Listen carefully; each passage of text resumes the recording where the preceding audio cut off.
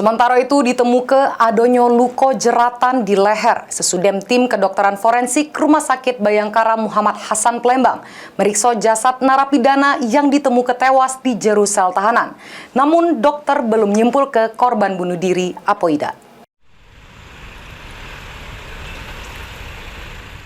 Jasad Sumaryanto, narapidana kasus pembunuhan yang ditemukan tewas tergeletak di jero kamar mandi sel tahanan, divisum oleh tim kedokteran forensik Rumah Sakit Bayangkara Muhammad Hasan Palembang. Hasilnya dokter forensik cuma nemuke adonyo luka jeratan pada leher korban, meski kakinya ada jeratan tali yang terbuat dari baju kaos. Namun dokter forensik belum mastike korban tersebut bunuh diri atau dibunuh oleh kawan sekamarnya. Karena menurutnya harus ada pendalaman dari kasus ini serta dari hasil sperma pun tidak bisa bukti ke aman korban murni bunuh diri.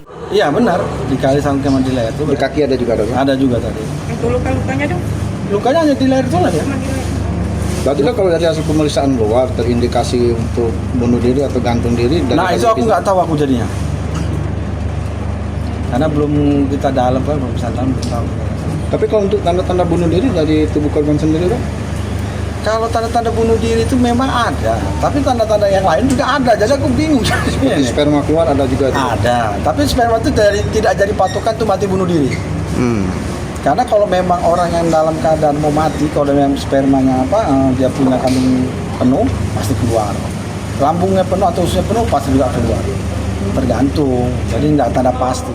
Ini jasad korban masih di ruang instalasi forensik, masih menunggu pihak keluarga dari Musirawas. Mulyadi, PAL TV.